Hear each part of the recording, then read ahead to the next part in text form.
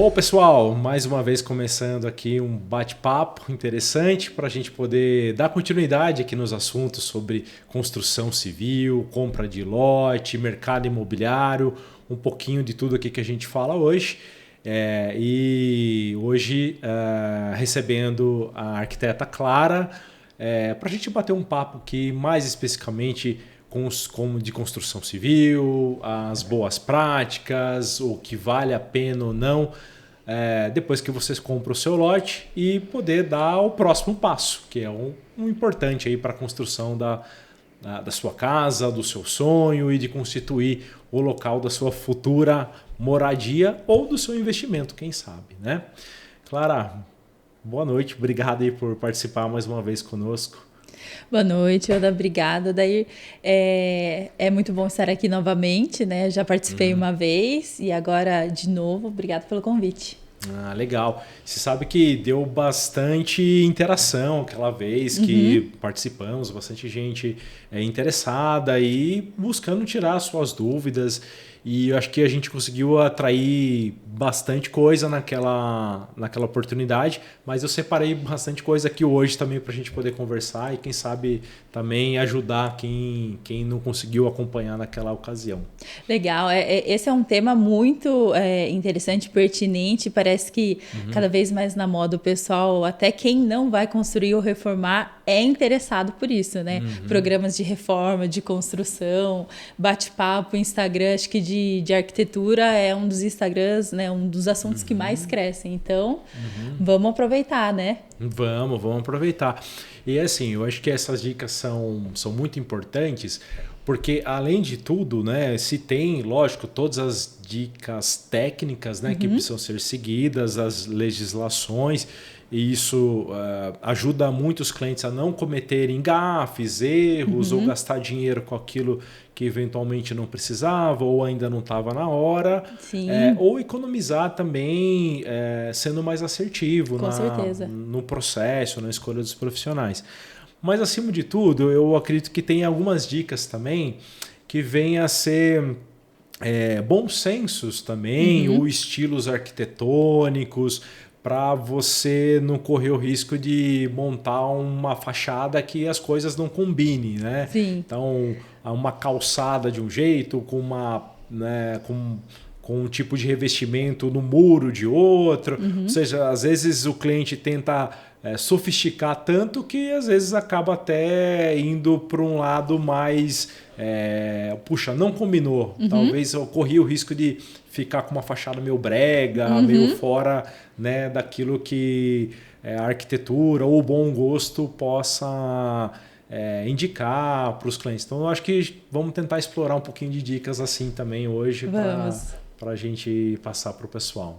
Legal, isso é uma coisa muito importante, né? Essa harmonia, né? Tanto da sua casa com as casas do seu bairro, da sua rua, tudo isso é muito importante a gente pensar nesse impacto, né? Nesse impacto da vizinhança e da urbanização. E além das escolhas estéticas, uma coisa muito interessante, quando você falou de fachada, eu pensei logo na calçada também. A calçada é uma coisa muito importante que a gente acaba esquecendo, né? Principalmente em condomínios, assim, mais fácil em condomínios, geralmente eles têm uma regra, uma norminha de como fazer essas calçadas, né? É sempre interessante, quando for construir dentro de condomínios fechados, entender como funciona e qual é a regra para a calçada. Geralmente, elas precisam ter um espaço de gramado, que na verdade não é só porque a grama é bonitinha, né? Mas é por conta da permeabilidade, da chuva, da água, né? Então, esse pequeno canteiro ajuda muito quando a gente tem muitas chuvas, né? Então, é importante pensar nisso e a gente poderia aproveitar a levar essas normas e esse bom senso para fora dos condomínios também, né? Então, pensar na calçada, no tipo de piso que você vai colocar, em não fazer rampas, porque a gente precisa pensar que crianças vão passar, idosos, carrinho de bebê, às vezes bicicleta, mulheres de salto. Então, pensar nesses materiais é sempre muito importante, além da estética, na funcionalidade, né? E a gente pensar nesse cuidado com o próximo, porque quando você está construindo a casa, ela é para você, mas tecnicamente, assim, para todo mundo que convive ali em volta dela, né? Acho que isso é um ponto importante também da gente comentar e das pessoas se atentarem na hora de começar um projeto de reforma ou construção.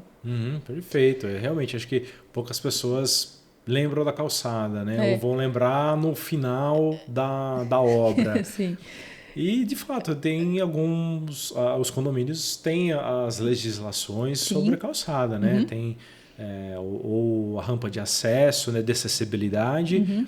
E é como você estava se referindo, a rampa da calçada para a garagem, né? Porque pode ser um obstáculo. Exato. E causar algum acidente. Ou em alguns locais, né, não tem a padronização. Né? Então, o vizinho está de um jeito, daí o outro é do outro jeito. Sim. Isso também é algo também para se atentar, né? Porque além da estética, né? Imagina, um vizinho tem uma rampa, outro é reto, né? A gente precisa se atentar, né, no prejuízo que isso pode causar, né? E também, às vezes, o pessoal coloca um piso. Achei lindo esse piso. O piso é super liso, né? Então, a gente precisa pensar, se atentar nessas coisas. E é interessante a gente começar a pensar num todo, né? Além da sua casa, no convívio ali em sociedade, né? Por isso que a gente puxa um pouco para essa parte de urbanização também. No Brasil, a gente se forma arquiteto e urbanista. A gente conhece muito mais sobre arquitetura do que sobre urbanismo, mas é importante, são coisas que se complementam. Né? Mas falando de estética, uma coisa muito legal para a gente pensar, assim, eu nunca, no meu caso, eu nunca vou falar para o cliente o que vale, o que é sim e o que é não, né? Porque a gente está falando de gosto, então, às vezes eu posso não gostar, mas o cliente gosta, o meu trabalho é, de repente, levar ele a entender os porquês de uma escolha ou de outra, né? Mas eu acho sempre legal a gente se atentar, de repente, a não aos modismos, né? Porque às vezes a gente acha lindo colocar um beiral de uma certa forma e daqui a pouco isso sai de moda, sua casa tá ali, né? Sim. Mas se você gosta, faça. Se você gosta muito, faça. Mas é legal a gente, quando começa a pensar numa construção, numa reforma, o que você realmente gosta, né? Pesquisar quais são os seus estilos. E aí o profissional está aqui para ajudar a decidir o que você quer ou não e te aconselhar no melhor para o seu projeto, né? Concordo. Eu acho que realmente, né, o cliente ele tem todo o direito de escolher do jeito que ele bem entender. Mas olha, hoje eu estava por acaso visitando um dos loteamentos da Elenco, em Boituva, e estava vendo algumas construções, né, recentes feitas, e me chamou a atenção realmente uma casa que parecia que tinha tantos estilos naquela fachada que não deu para compreender muito, porque eu vou citar, né, tentar descrever o que eu vi lá. Tinha uma calçada com pedra portuguesa, tinha um dos muros com pedras, revestimento de pedra, e parte da fachada da casa era de tijolinho à vista e tinha também algumas cores chamativas nos beirais, assim, umas cores mais puxando pro verde, pro vermelho. Então, eclético, né? Então, foi uma coisa assim, eu não sou tão assim, prestando atenção nos detalhes, mas isso me chamou a atenção. Falei, também não tenho muita formação nisso, mas acho que a pessoa tem um gosto peculiar ou tá vendo alguma coisa que a gente ainda não tá vendo, né? Tem isso também, né? O cara tá avançado, né? O cara tá avançado.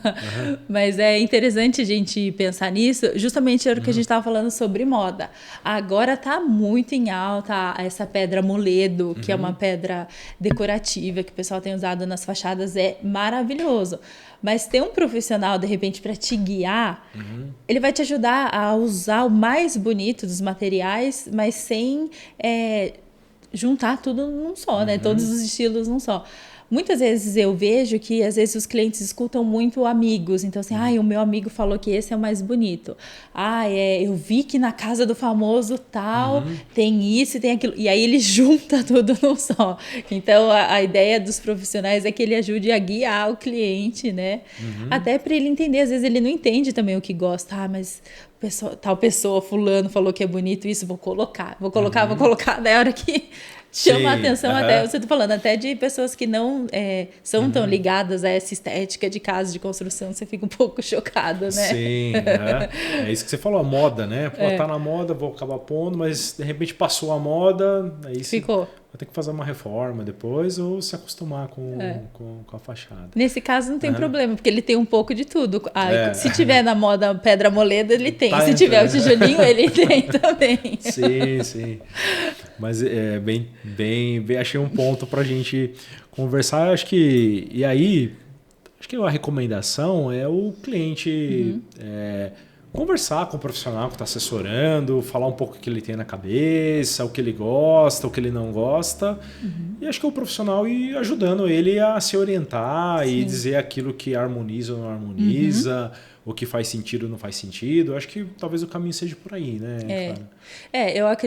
Eu acredito que o que eu penso sobre a minha função é de tentar guiar sem doutrinar, né? Sem dizer o que tem que fazer ou não. Mas a gente tem experiência, né? Então a gente sabe, além da funcionalidade do material, se vai ficar bonito ou harmônico, né? Então eu penso assim que tudo que é harmônico é bonito. Não significa que precise ser simétrico, né? O simétrico, os dois lados iguais. Mas a harmonia também é encontrada na simetria. Então eu acho que a nossa ideia é sempre buscar a harmonia dentro dos ambientes, a harmonia na fachada, a harmonia das janelas, porque quando a gente tem uma harmonia entre elas, a gente tem uma ventilação correta dentro da casa, né? Então, acho que é isso que a gente precisa levar como base, né? E, lógico, sempre tem um briefing, né? Quando a gente vai conversar com o cliente, a gente precisa entender como a família funciona ou como a pessoa que vai morar funciona, para tentar entender como essa casa precisa ser construída e projetada para ele, né? Perfeito. E eu vejo que... eu não sei, podemos dizer assim que hoje a gente tem uma cultura, ou isso tem mudado, de o brasileiro ter a possibilidade de morar mais de uma casa ao longo da sua vida, né? Eu acho que talvez da geração dos nossos pais, dos nossos avós, era muito comum ter a casa da família e essa casa ser passada de geração para geração e dificilmente você se mudaria de uma casa dentro da mesma cidade, né? Você ficaria ali no local. Mas talvez hoje isso acaba acontecendo com mais frequência, né? Eu vejo assim, no Brasil, o carro semi-novo, o carro usado, tem valor. Então as pessoas compram um carro novo também pensando no valor de revenda dele daqui a um tempo, quando ele precisar mudar.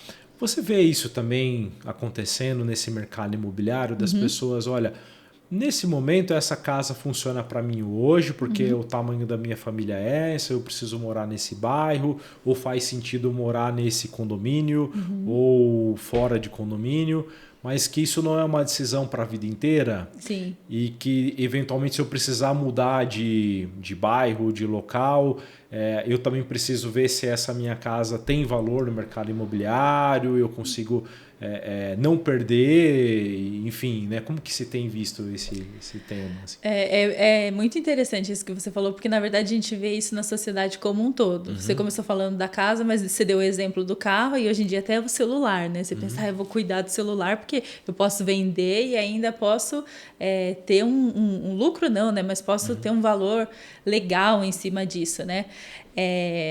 Isso tem acontecido muito, eu vejo assim que tem muitos clientes que começam até a conversa comigo e falam, eu vou fazer essa casa agora, mas daqui para frente eu quero uma casa maior, eu quero ter filhos ou não. E isso impacta muito na forma de construir, porque eu tenho visto que a gente não tem feito uma casa tão personalizada para o cliente. Muitas das vezes, pensando já numa futura revenda, ele pensa também que a casa precisa ser comercial. Então, a gente tem muito cliente que começa fazendo a casa, às vezes a pessoa vai morar sozinha. Ah, não, mas acho que eu vou fazer 3 suítes, ou pelo menos uma suíte 2 quartos, porque se um dia eu quiser vender, é uma casa fácil, né, de vender. E, de certa forma, é um pensamento inteligente, né, porque Se um dia você precisar sair, as coisas mudam. Hoje em dia as pessoas não ficam mais no mesmo emprego a vida inteira. Acontece isso, né? De mudando de profissão ao longo dos anos, de carreira, né? De cidade. Então, tudo pode acontecer. Os usos acabam se alternando, mudando. Então, eu tenho visto isso muito na construção e sempre esse pensamento de a casa precisa ser legal para mim, mas ela também precisa ser comercial. Então, tenho visto isso sim. Legal. E vamos imaginar, assim, eu vou pensar na jornada um pouquinho diferente, claro, agora do cliente. Que o cliente hoje ele já mora, já tem a sua casinha, seja ela financiada ou própria, e ele está nesse processo de rever essa casa, talvez buscar um upgrade, buscar ali uma nova construção adaptada ao novo momento de vida dele, né? Mas essa casa, ele precisa deixar essa casa comercial, né? Porque de repente é uma casa mais antiga ou já precisa de uma reforma. Se ele colocar a casa do jeito que está, de repente o mercado vai avaliar um determinado preço, uma determinada atratividade. Mas existe a opção dele também dar uma melhorada naquela casa para que ele possa vender mais facilmente, né? Sim. Não sei, normalmente eu dou uma pintura, eu tiro ali aquelas patologias na parede, né? Tem algo mais que esse cliente precisa se preocupar para, olhando a minha casa do jeito que está hoje, quero dar um tapa nela para poder vender, quero deixar ela mais comercial, para que ele possa ir para essa nova moradia dele, né? Para que ele consiga vender mais rápido, né? Vender mais rápido, isso. Eu acho que além de prestar atenção nessas patologias, trinca, pintura, é essencial sempre mais de um banheiro. É uma coisa assim que é muito mais fácil de você vender se você tiver mais de um banheiro na sua casa. Isso é batata. E a garagem, né? Então, a gente vê em casas do centro, casas mais antigas, que muitas delas não têm garagem. Eu, às vezes, tenho um banheiro, e às vezes era para uma família muito grande, no centro da cidade, uma casa boa, linda, mas assim, é um banheiro. Ou, às vezes, a garagem, a gente vê aquela garagem bem estreita, que cabia só o carro.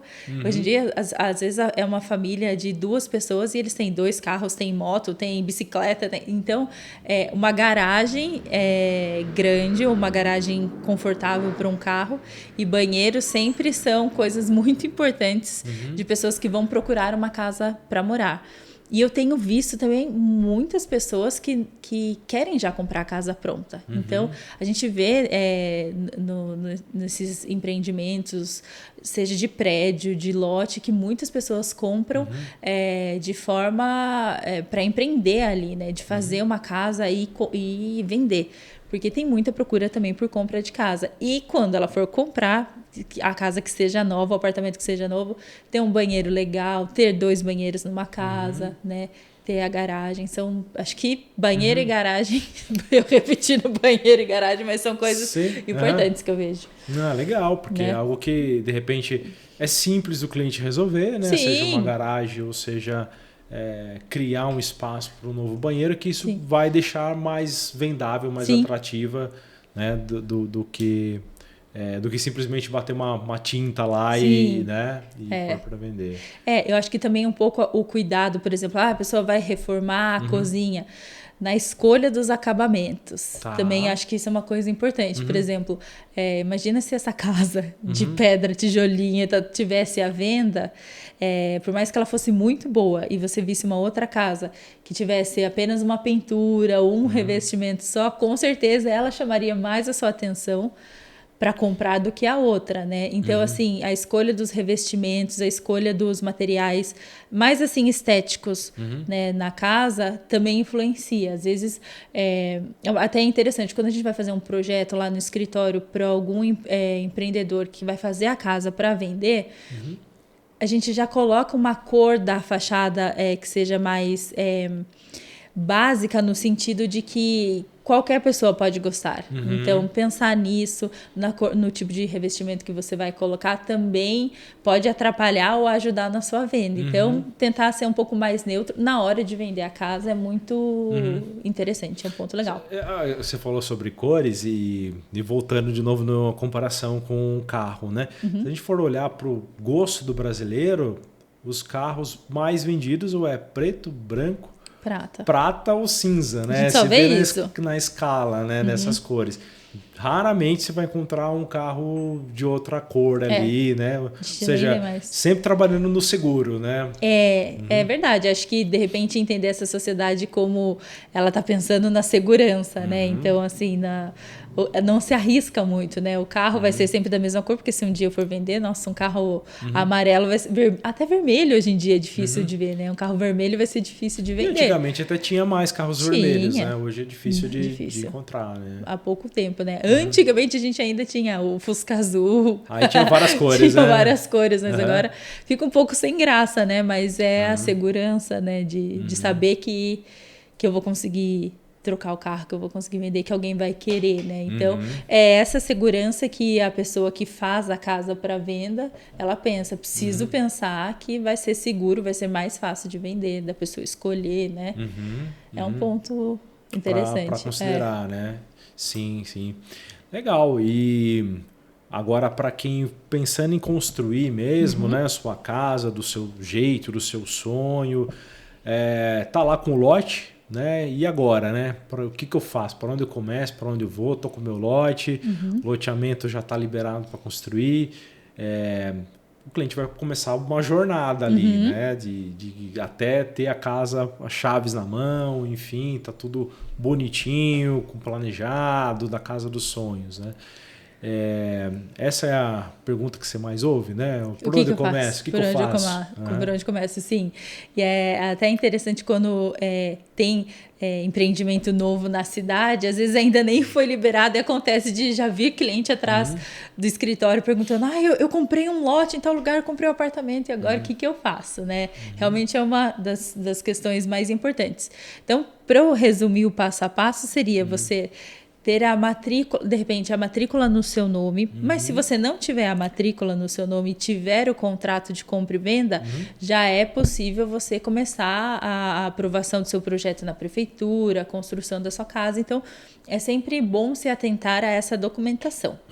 Depois disso, é interessante você buscar um arquiteto ou um engenheiro, mas o arquiteto é interessante porque vai te ajudar a definir, até entender o seu estilo que você quer, como a sua família ou você vai funcionar ali dentro da casa. E aí, então, a gente começa o processo por exemplo, no escritório, de entender quais são as necessidades do cliente. Depois que a gente entende as necessidades do cliente, a gente começa a fazer os estudos. Então, os estudos são plantas com layout. A gente sempre coloca o layout, que é o desenho do mobiliário dentro dos cômodos, para saber se vai caber ou não. Às vezes o cliente fala, eu quero um quarto de 10 metros quadrados. Poxa, mas se você não faz na planta ali onde vai ser a cama, onde vai ser o guarda-roupa, às vezes não tem parede para isso, né? Então, é sempre importante a gente trabalhar com layout.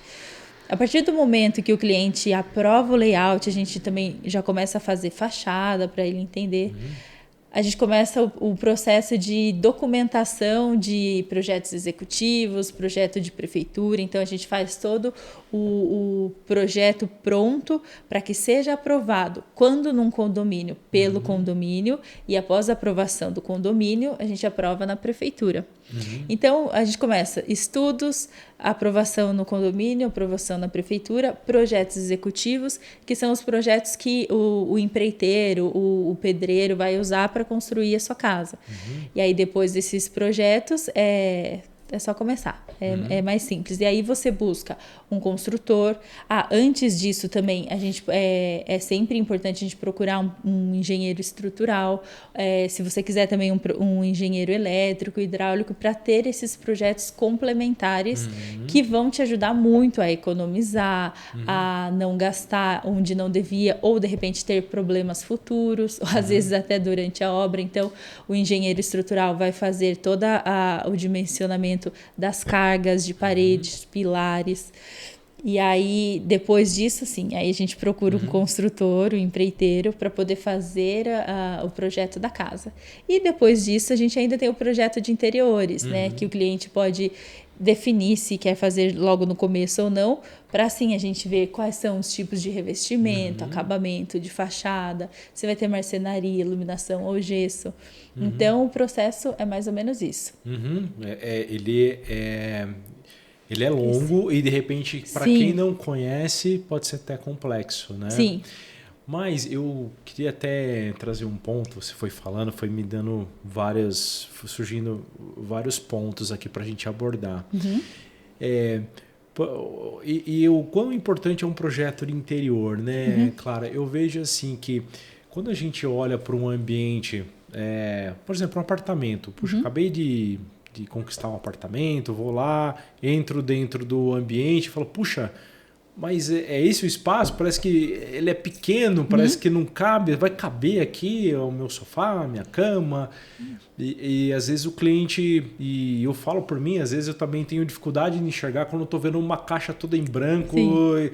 A gente só consegue enxergar depois do decorado, ou depois de, puxa, ó, cabe. E fica bom, fica bonito e fica um ambiente gostoso, né? Então, o projeto de interior ou ajudar o cliente a enxergar como ficaria aquele ambiente depois de decorado, depois de pronto para usar, ele agrega muito valor no imóvel, né? E um outro exemplo também, eu acho que se a gente pegar uma casa nova e uma casa antiga que seja, mas eu posso ter uma casa nova com um projeto de interior de repente não pensado para aproveitar o máximo daquele ambiente, aquela casa nova pode parecer uma casa até mais velha ou mais antiga ou menos funcional do que uma casa mais antiga de tempo de construção, mas com projeto de interior ou de decoração ou os móveis pensado para uma maneira mais usual e de repente dá um ar de modernidade, parecendo até uma coisa mais nova, né? Sim, é bem importante o projeto de interiores e enquanto você estava falando, eu fui pensando durante as épocas, né?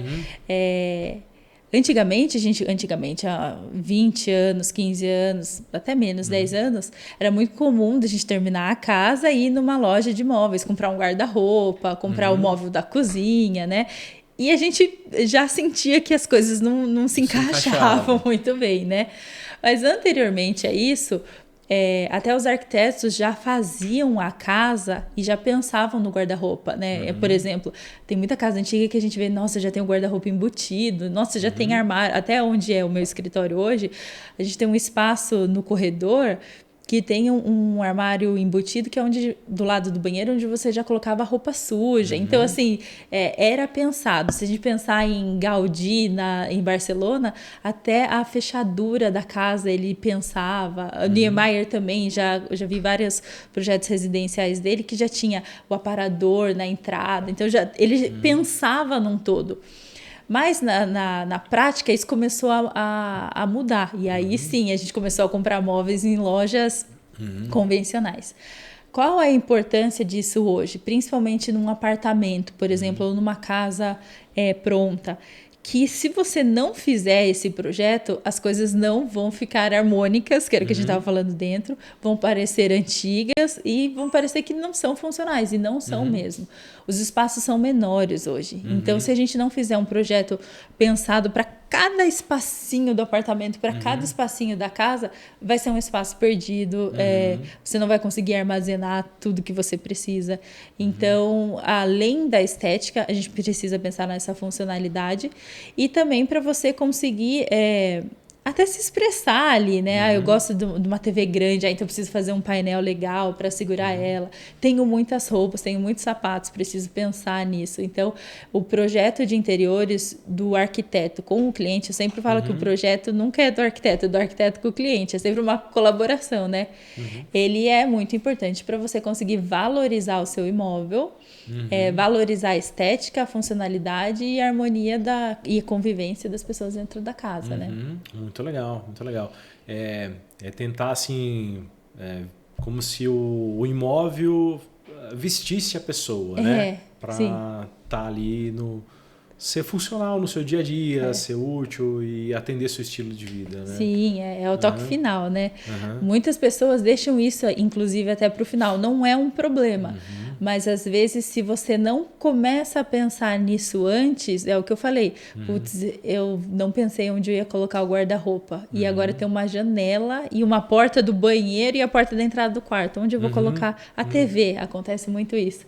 Então, por isso que é interessante, logo no começo, por mais que você não faça esse projeto de interiores, que é de decoração, de marcenaria muito planejada, é muito importante sempre ter esse layout em planta, para você entender onde os móveis vão ficar organizados dentro da casa.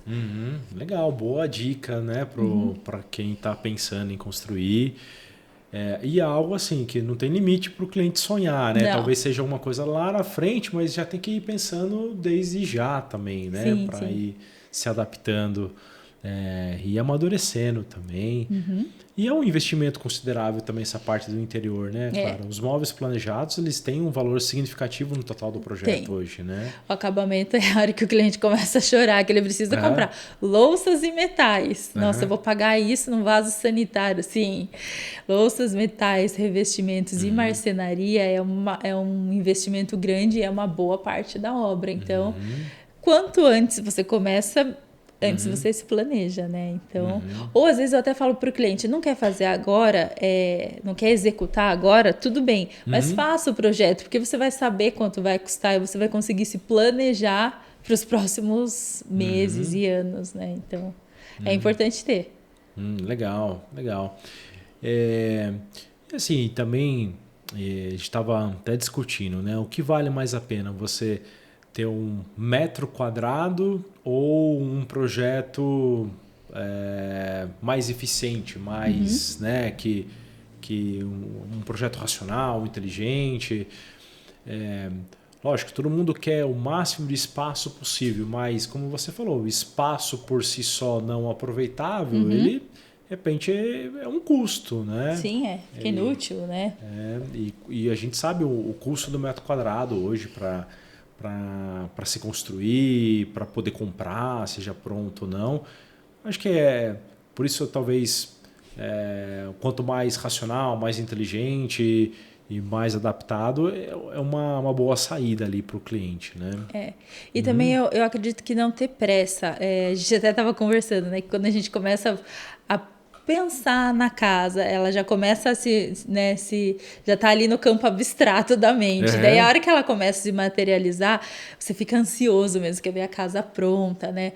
Mas às vezes realmente pensar e fazer as coisas com calma, fazer o projeto antecipadamente, escolher bem o construtor, os materiais, tudo isso vai te poupar de algumas dores de cabeça. Então, não tenha pressa. Pense com calma, vá pensando, vá fazendo, projetando. É muito mais fácil a gente apagar uma parede no papel e no AutoCAD do que apagar quebrando, né? Então, é legal a gente sempre ter calma e pensar que, por mais que hoje em dia muitas pessoas não façam a casa pensando, nossa, eu vou passar a minha vida, vou deixar de herança, como a gente começou a falar, a gente também não está rasgando dinheiro, né? Sim. Então, vamos pensar muito bem no que está fazendo. Não ter pressa, paciência, eu acho que é fundamental. E calma quando você for construir, porque tudo pode acontecer. Vários imprevistos, né? Sim. Você falou de eliminar a parede, né? E a gente estava falando também do retrofit, de olhar para as construções antigas e trazê-las para o ano 2026 aqui que nós estamos, né? A gente tem que olhar também essa questão estrutural, né, Clara? Porque antigamente eu acho que era muito comum você ter a cozinha separada da sala de jantar. Cada um era um cômodo e dividido por paredes. Hoje, não de hoje, né? Já mais de um bom tempo, veio muito a questão de estar integrado, né? A sala com a cozinha e você ter um ambiente mais amplo e dividido pelos próprios móveis. Mas não dá para... Não sei, olhando para as casas antigas, eu vou ter que também fazer sondagem se eu posso Sim. eliminar aquela parede ou não, né? Sim. Tem que ver tudo isso também, né? E aí nisso que entra o profissional também, né? Mesmo nessa reforma, não vai sair quebrando tudo sem pensar. Tem um projeto arquitetônico para você, pro arquiteto e você descobrirem se realmente vale a pena ou não, por exemplo, falando da cozinha, tirar a parede e integrar a cozinha com a sala, mas tenham sempre com vocês um engenheiro que vai poder descobrir se aquela parede pode ser tirada ou não. Então, vamos sempre fazer com calma, estudar, procurar os profissionais corretos, e aí a gente evita muita dor de cabeça, né? Legal, legal. Vamos falar agora de construção mesmo, né? Vamos imaginar assim, quem de repente está nos ouvindo, seja um casal jovem, né? Que acabou de casar, está pensando em casar, construir sua família. O que seria o campeão de vendas ou de preferência para esse perfil, Clara? Pensando numa casa ali, né? O que você... lógico, vai ouvir deles as demandas deles, mas pelo seu conhecimento, pelo que você já tem atendido, 90% de chance de agradar, né? O que você imagina? Olha, 2 quartos, 2 suítes, sala e cozinha conjunta, uma arinha gourmet. Como que seria o projeto na sua cabeça para esse perfil? Para esse perfil, né? Com certeza uma suíte e closet para o casal sempre é campeão de pedidos, né? Se terão filhos ou não necessariamente é pedido suíte, mas que tenha um banheiro que atenda aos 2 quartos, né? Falando de 3 quartos, que é o mais convencional, e sempre um lavabo, que é interessante, porque você vai receber visita, a visita não usa o banheiro dos seus filhos, por exemplo, ou o banheiro íntimo ali das pessoas que moram na casa. Antigamente a gente tinha um banheiro para todo mundo, quem morava, visita, prestador de serviço, todo mundo usava o banheiro.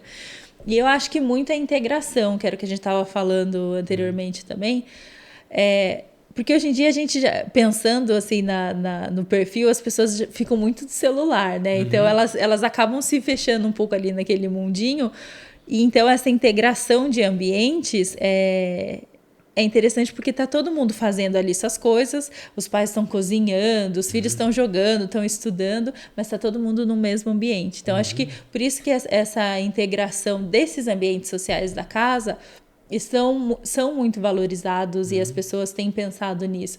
Que antigamente, realmente, a mãe ficava cozinhando lá na cozinha enquanto os filhos estavam em outro lugar, o pai em outro lugar, e hoje em dia já está todo mundo junto, né? Essa integração dos ambientes permite que as pessoas façam coisas diferentes, mas estejam se olhando, estejam próximas umas das outras, né? Isso é uma coisa muito interessante. Quintal também é uma coisa que o pessoal tem pedido. Piscina também o pessoal tem pedido bastante. Às vezes até em lotes menores. Uma piscina ou uma ducha legal. Ter um espaço como se fosse uma válvula também de descanso ali dentro da casa, né? Então, é uma coisa que tem sido muito pedida ultimamente. Então, sempre uma suíte, quarto com banheiro separado do banheiro que a visita vai usar. Também acho que campeão de pedidas. E sempre pensando nessa funcionalidade. Acho que é isso. Legal, boa. E deixa eu fazer uma pergunta. E sala de TV, claro, porque antigamente também era muito comum que na sala de estar era a sala de TV, Sim. né? A TV era boa parte uma TV na casa, Sim. etc. Hoje não mais, né? Hoje Não. é muito comum de TV no quarto. E eventualmente nem ter sala de TV, a não ser que alguém que goste muito de TV e crie lá um espaço só para TV, né?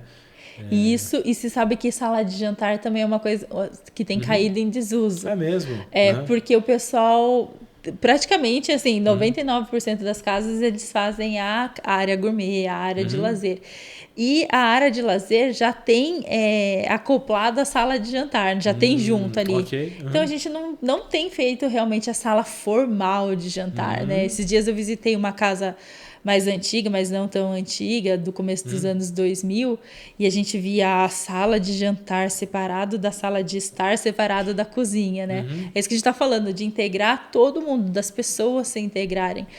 A sala de jantar formal tem caído em desuso também. Porque a gente antes era preparado o jantar, o almoço na cozinha e servido na sala de jantar. Hoje não, hoje está todo mundo junto. Então, e ainda mais na área gourmet. Nem tanto mais a mesa na cozinha, quando a cozinha é fechada, não tem também. Às vezes uma bancadinha para uma refeição rapidinha.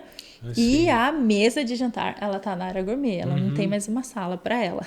É uma coisa interessante também. Interessante, mas eu acho que faz sentido, porque como você falou, hoje talvez na própria cozinha um espaço para uma refeição rápida e talvez nem sempre a agenda bate com todo mundo, né? Às vezes as pessoas estão tomando, cada um toma café em horário, cada um almoça em horário, tem gente que talvez nem almoça na casa.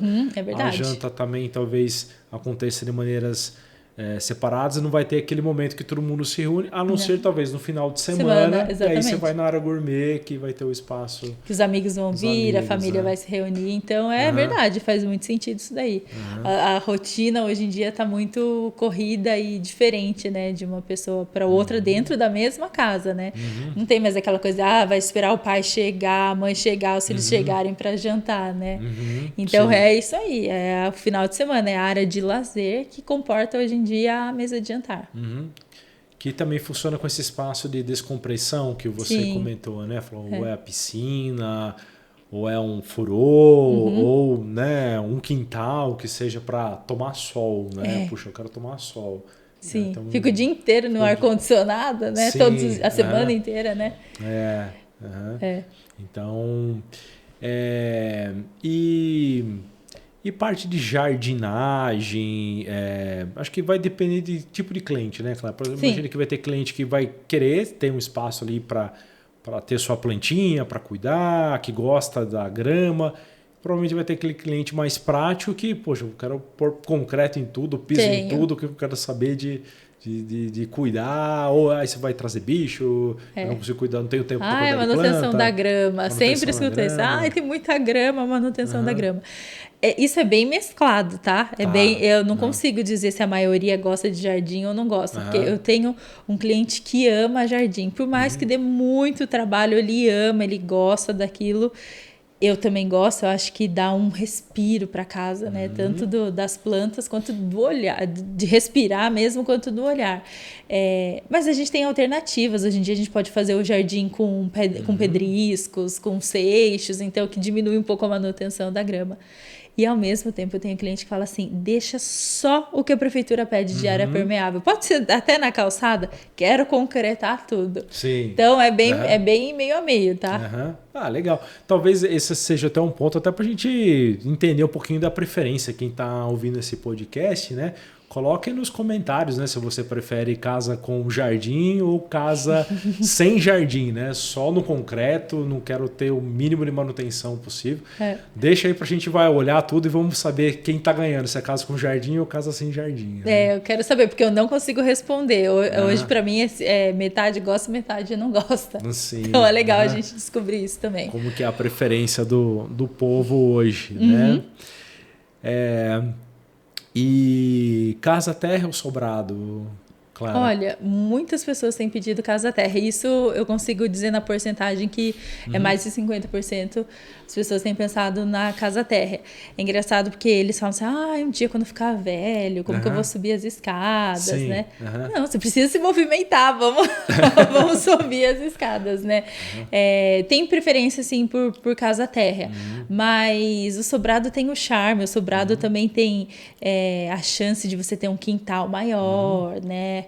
De você ter mais privacidade também dentro da casa, os quartos em cima e embaixo a área social da casa, né? Vai muito de gosto, mas casa terra ganha. Ganha, né? Realmente, acho que o pessoal acaba pensando mesmo lá na frente, né? Não quero subir escada. Ao mesmo tempo que ele já está pensando na casa comercial, ele está pensando em subir escada. Subir escada. É verdade. Mas a casa Com sobrado, realmente, né? Deixa mais alto, né? Aquela Você tem uma volumetria legal. Né? Chama bem a atenção. Isso, né? E você consegue separar, de repente você joga o seu escritório lá embaixo e os quartos em cima, então é mais fácil de você se desligar do trabalho também, né? E telhados diferentes, um maior aproveitamento do terreno, então tem muitas vantagens no sobrado também, né? Legal. Bom, vamos pegar, você falou de telhado, vamos pegar esse ponto do telhado também. Eu tenho visto bastante gente também aderindo para as telhas metálicas, né? As telhas... Tem casa... Pergunta direto. Tem casa nova saindo com telha cerâmica? Isso é engraçado que a gente estava falando de moda no começo, né? É engraçado que a gente começa a prestar atenção no pedido dos clientes muito de acordo com o que a gente tem visto nas redes sociais. Odair, o que tem de boom agora de pessoas querendo casa com telha cerâmica? Você não tem noção. Porque agora entrou uma moda de casa com cara de casa, que o pessoal tem falado. Então, a casa com cara de casa não necessariamente precisa ter a telha cerâmica. A telha cerâmica é muito charmosa, sim, gosto bastante, mas a gente precisa pensar no prós e contras da funcionalidade, custo, e também no estilo da pessoa. Então, eu acho que sempre é uma coisa a se observar. Quando você for pensar em construir, em reformar, o que você realmente gosta? Você gosta disso mesmo ou você está sendo influenciado com a casa, com cara de casa, né? Ou as cores, que era cinza, cinza, cinza, depois virou o beige, que é o bege, que parece o cinza, ninguém mais gosta de cinza, agora todo mundo quer bege. E aí você vira refém dessa moda e você põe pedra, moledo, tijolinho, pedra portuguesa. Então, é uma coisa interessante a se pensar. Mas tenho recebido pedidos de casa com telhado cerâmico. Interessante. Né? Porque realmente virou, de uns tempos para cá, o padrão do telhado embutido, com a telha metálica, né? Que é a casa quadrada, né? Sim, o caixote, né? Que a gente ouviu falar. E recentemente, a gente está aqui no centro de Tatuí e eu tenho, às vezes quando estou lá, a minha sala é no 9º, né? Então, olhando para a janela, eu vejo que os vizinhos, tem vários vizinhos aqui trocando a telha cerâmica pela metálica. Acredito que seja pela funcionalidade, pela manutenção, praticidade, porque a cerâmica você vai ter que fazer, acho que todos têm que fazer manutenção, né? Mas ou pelo custo também, não sei dizer, mas eu vejo que há esse movimento. Sim. Mas é interessante dizer que há casas novas, o pessoal voltando no estilo mais clássico de formato de casa. Tem pedido. Né?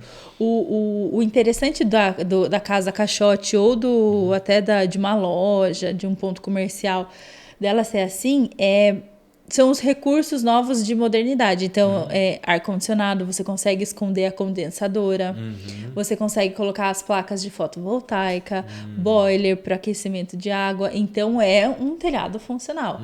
É o que a gente fala da arquitetura moderna. A arquitetura moderna foi criada para ser uma casa funcional. Quando eles inventaram isso em Bauhaus, que era uma faculdade na Alemanha, na época da movimento industrial, era na funcionalidade. Então, por isso que a casa caixote ela é funcional, porque você consegue esconder muita coisa, otimizar espaço, né? E por isso que aqui você no centro tem visto isso. É muito mais prático para um comércio, né? Ter esse tipo de telhado. Sim. Realmente, né? Porque, como você falou, é funcional e a gente está buscando o máximo, né? Então, seja na manutenção, ou a fotovoltaico, que isso está muito também alta hoje, né? Os carros elétricos, né? Tudo é uma coisa que vai puxando, né? Puxando a outra, tendência mesmo. Certo. E você comentou um pouquinho mais cedo sobre as garagens, né? Que garagem é algo que nas casas antigamente ou era uma única garagem, às vezes menor ou dimensionada pelo tamanho de carro da época, e hoje a gente já vê que, puxa, olha, preciso ter 2 garagens, uma garagem confortável, para ser prático também no dia a dia, né? Então são pontos também que a gente vê evolução, né, das casas de antigamente para as casas de hoje, né?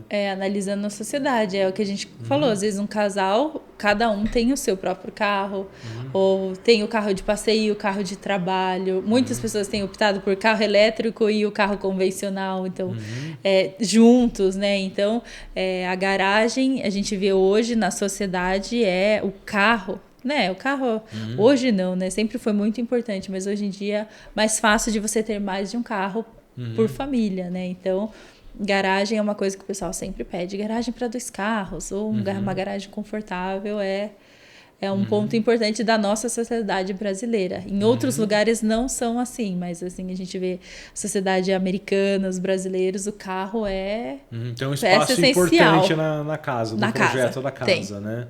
Tem sim. Interessante. Legal, e eu estava repassando aqui os pontos ali, né, das normas construtivas, e tem muitas questões, se a gente for entrar aqui, acho que tem muitas polêmicas, a gente ficaria mais um podcast inteiro aqui para a gente só falar sobre isso, né?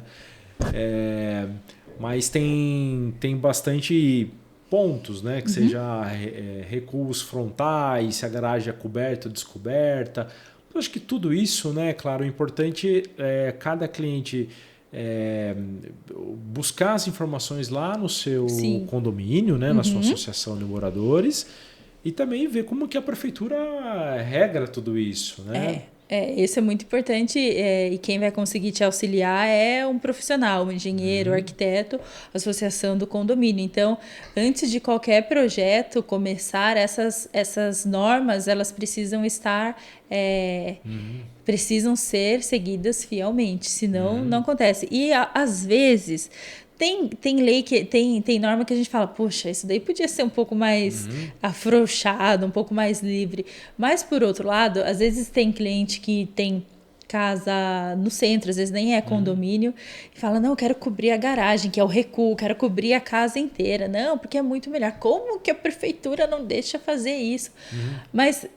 essas leis, elas foram pensadas também no seu conforto. Você vai cobrir o seu recuo frontal todo, você não vai ter luz na casa, né? Então, vamos pensar também um pouco nisso, nessas regras, quais são as funções. O recuo lateral para você ter ventilação dentro da casa, um pouquinho de sol, se não colar a casa uma do lado da outra também, né?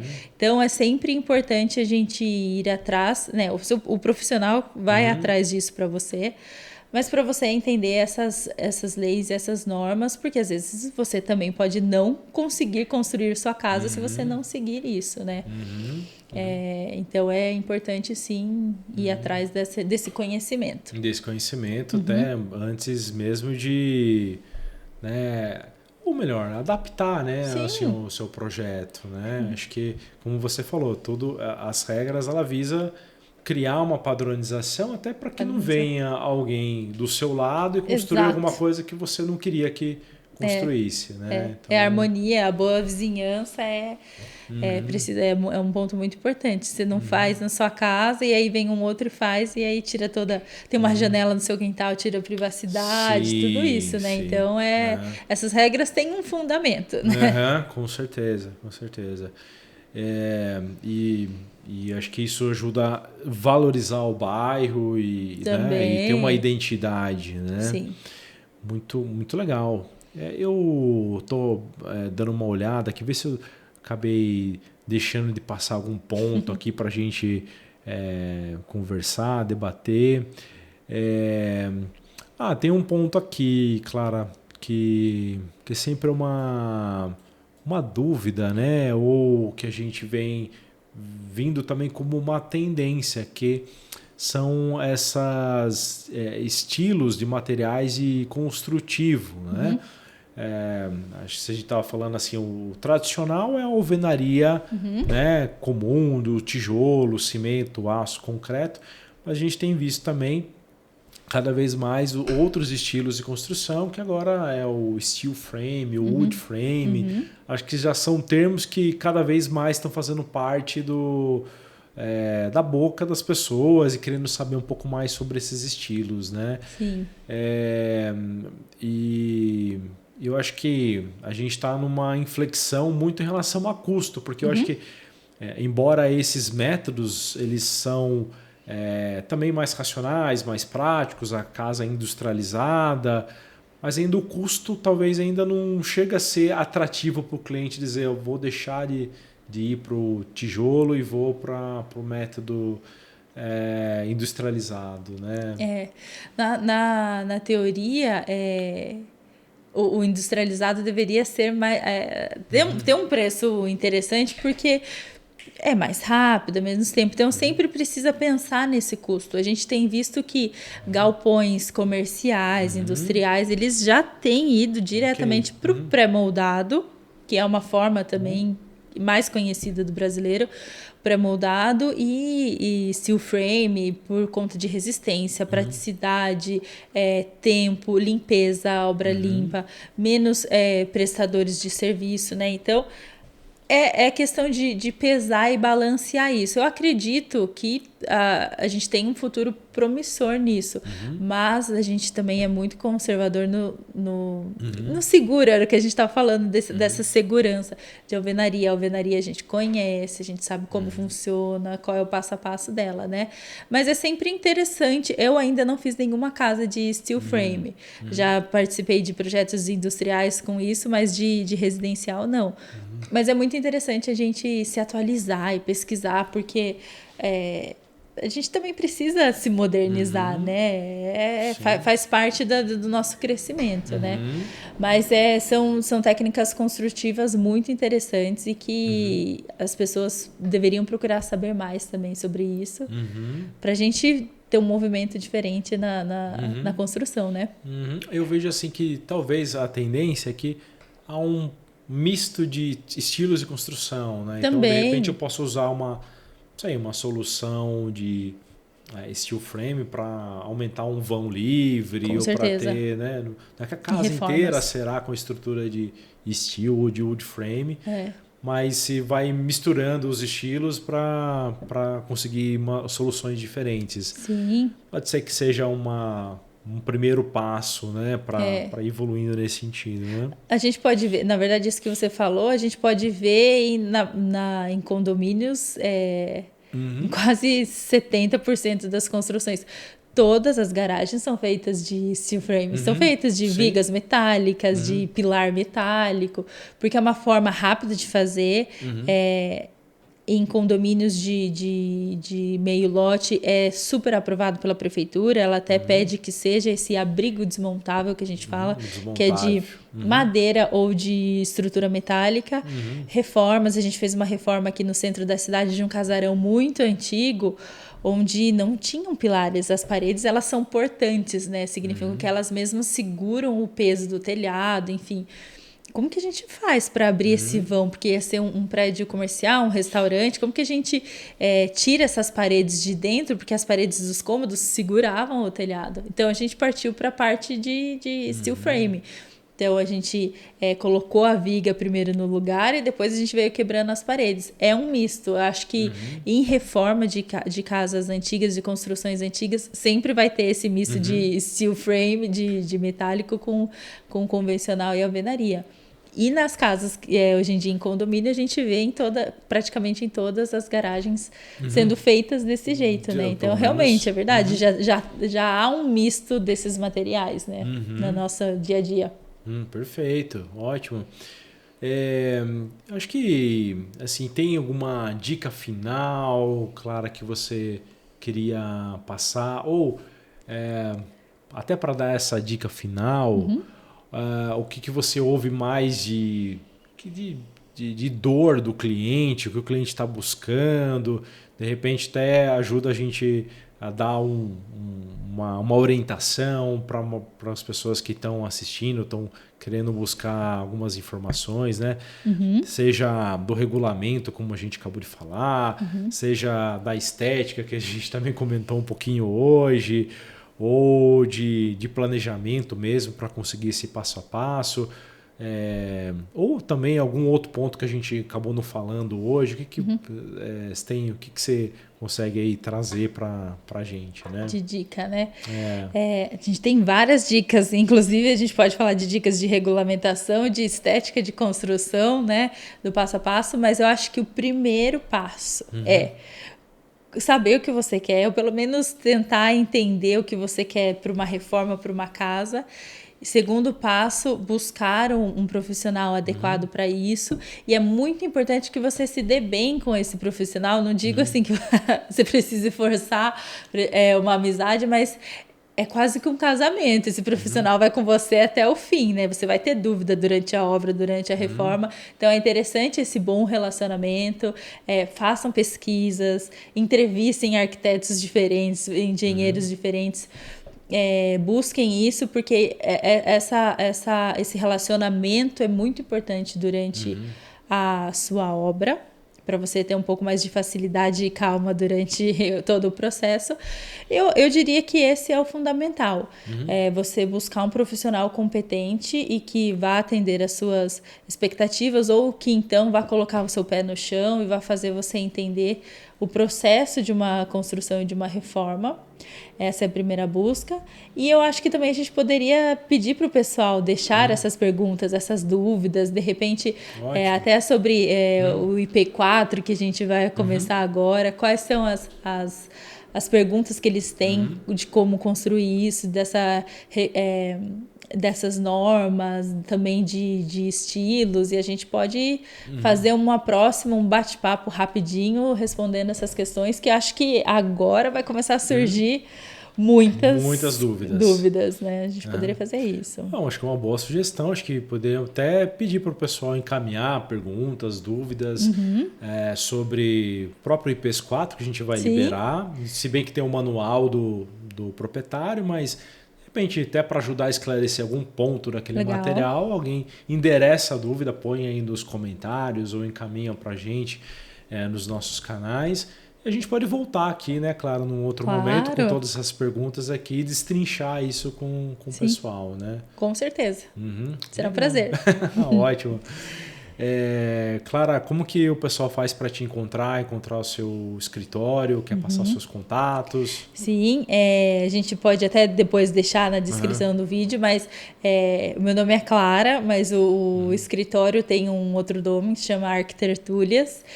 Se vocês procurarem Arquitertulhas no Instagram, Facebook, vocês vão encontrar a gente no Google, telefone também, mandem uma mensagem pra gente, vão conhecer o escritório e a gente bate um papo e esclarece as dúvidas. Ótimo. Tá bom, mais uma vez, obrigado aí, Obrigado, Clara, pelo bate-papo. Muito obrigada. Até mais.